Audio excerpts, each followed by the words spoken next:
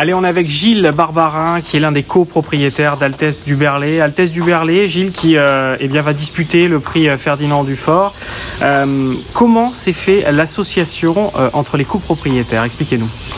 C'est une longue histoire, mais je crois qu'elle a commencé entre Guillaume Macaire, Guillaume Luix, et un jour on m'a proposé, avec Gianni Caggiula, de m'associer sur des pouliches en location, pas propriétaire, puisque en fait Jean-Marc Lucas du Berlay vend les mâles et garde ses pouliches en vue d'une carrière de poulinière. Donc il y a un contrat de location qui s'est fait comme ça. Ça a commencé avec 2 pouliches qui étaient très sympas, qu'ils sont toujours, puisqu'elles sont maintenant poulinières. Elles ont d'ailleurs des produits. Vanille du Berlay, une grise, qui avait montré beaucoup de qualité en haie, et notamment à Auteuil, et qui a connu des problèmes de jambes ensuite. Et bon, elle a eu la malchance de tomber la première fois. Sa première défaite, en fait, à Vanille, ça a été battu par l'Autonomie qui débutait à Auteuil. C'était pas de chance. Mais bon, c'était une super pouliche. Et on avait aussi Athéna du Berlay qui était une super sauteuse. On a gagné Groupe 1 à Mérano avec. On a gagné aussi... on a gagné 2 années de suite d'ailleurs à Mérano. On a gagné en raie, on a gagné en steeple. Et elle faisait tout sauf Auteuil.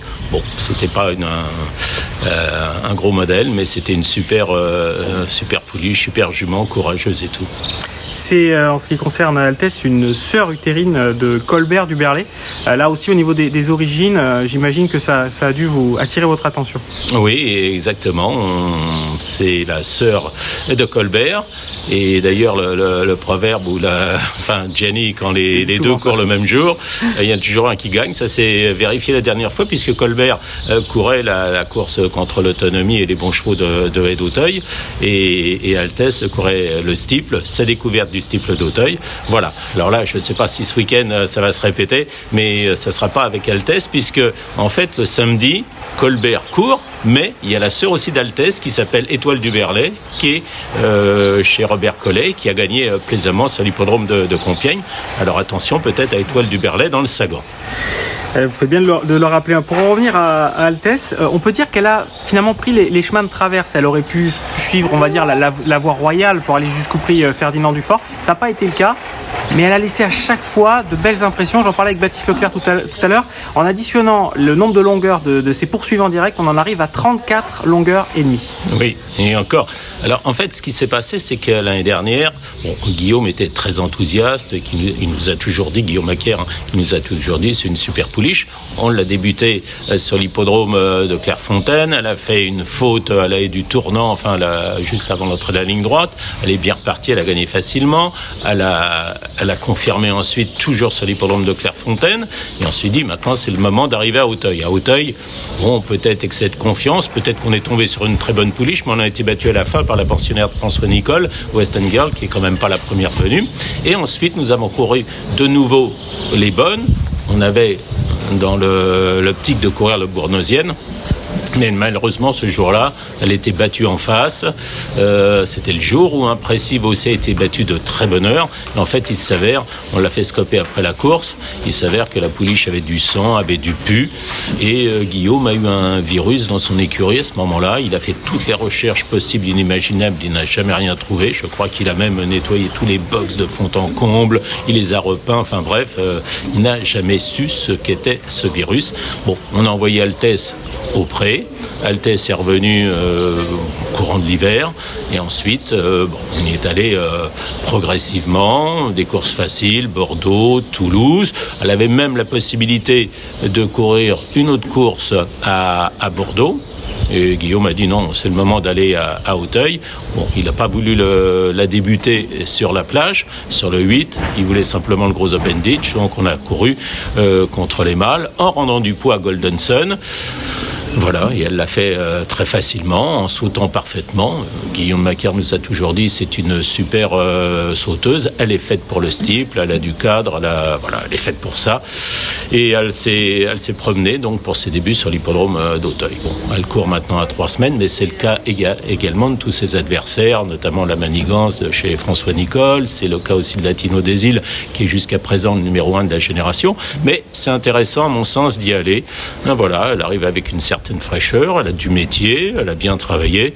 Voilà, tous les ceux sont ouverts. Et moi, si je pouvais gagner en tant que colocataire ce Ferdinand Dufort, ça serait une petite revanche sur le sort, puisque à l'époque j'étais copropriétaire de Mandarino, qui à l'époque avait gagné alors le Congrès à 3 ans, qui avait gagné, alors je crois qu'on avait gagné le Fleuret de mémoire, et puis on avait été battu par Vieux Beaufait à la photo dans le Dufort, après avoir été tamponné au saut de la double barrière. Voilà, donc le Ferdinand Dufort, c'est un bon souvenir, mais c'est aussi un mauvais souvenir. Enfin bon, Mandarino qui a ensuite gagné le Gillois sur tapis vert et qui a gagné aussi le Grand Steeplechase de Paris, bon, parce qu'aucun cheval n'a fait Congrès, Gillois et Grand Steeplechase de Paris, mais ça c'est pour la petite histoire. Alors elle est intéressante cette histoire parce que vous avez parlé aussi des chevaux et c'est intéressant, vous avez parlé notamment de la manigance et sans bruit. La hiérarchie, elle a un petit peu changé le dernier coup dans le Jean Stern, ce qui ouvre encore un peu plus de possibilités et qui rabat les cartes tout simplement. Oui, ce qui est intéressant de voir, c'est que la manigance est une pouliche, donc les pouliches peuvent concurrencer les mâles. On a vu également en haie, où celle de la bonne de l'écurie Mustang a devancé les mâles. Voilà, Westanger l'a aussi bien couru contre les poulains en haie. Donc, oui, on a vu que Latino n'était pas imbattable. Et puis, ce qu'il y a, c'est qu'avec la fameuse grève, les chevaux qui devaient courir le Jean Stern, en fait, avaient déjà voyagé une semaine avant. Cette course-là, il y a eu bagarre avec la manigance, avec Latino, avec Sans-Bruit aussi, pensionnaire de David Cotin. Donc, tous les espoirs sont permis. Si vous faites, vous regardez les ratings de la course, elle a le 4e rating. Voilà, Altesse compte tenu du sexe.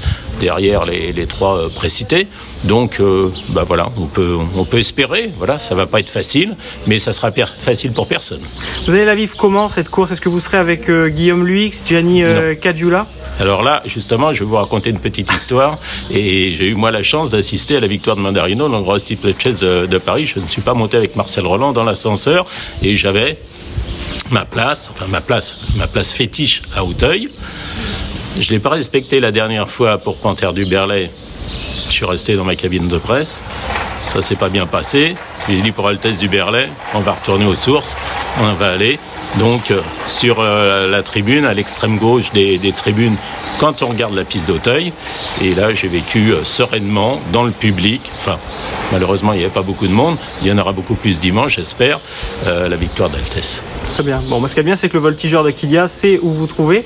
Et puis, c'est pour ça que je glisse Quidia, parce que c'est quand même aussi... il y a aussi des journalistes des Quidia, justement, bien qui sûr. sont associés. Oui, c'est une belle histoire, parce que Guillaume Luix et Gianni Caggiula sont des copains. D'ailleurs, ils savent que je viens aujourd'hui sur le site de Royan. Eux, ils le connaissent. Moi, je ne le connaissais pas encore. Et voilà. Et bien sûr, j'ai déjà reçu des textos. Alors, comment ça va? Tout se passe bien et tout? Oui, tout se passe bien.